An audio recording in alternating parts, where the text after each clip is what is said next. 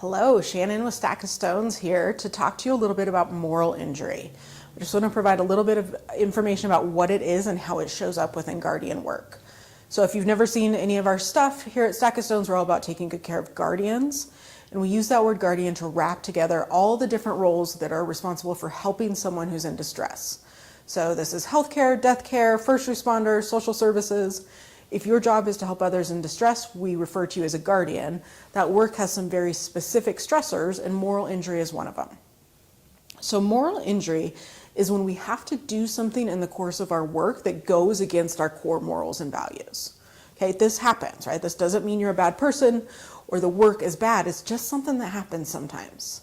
So the most classic example would be combat. So if someone is a soldier in combat, there's a chance we're going to have to do things that we wouldn't normally do on just a Tuesday at home. Okay? It means you're doing a good job at the work that is in front of you, but it can leave us feeling real funky. Okay? In a lot of guardian roles, moral injury pops up. It's not as distinct as combat, right? I use that example because it's a very clear delineation, but it happens a lot. So I'll give you a couple of examples. One would be, let's say you're responding to a car accident in which one driver was drunk and the other car was a family of four.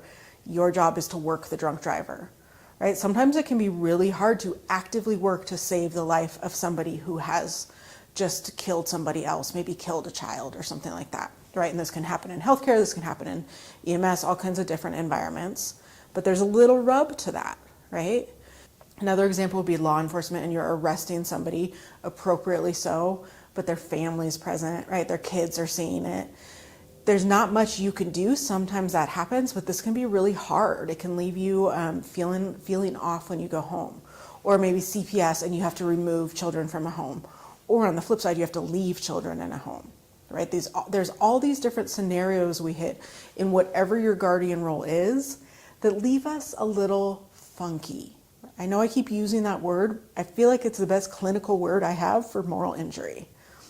The reason I think it's important for you to know about moral injury is sometimes it's super vague. So if you're driving home or you just over time feel yourself getting increasingly, you just feel, do a quick scan of your last shift or your last month or whatever is going on and look for instances of moral injury, okay?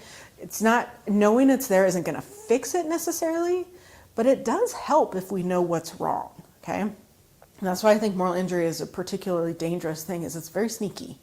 Okay, so I want you to make sure you know when it's present so then you can kind of readjust and reset yourself.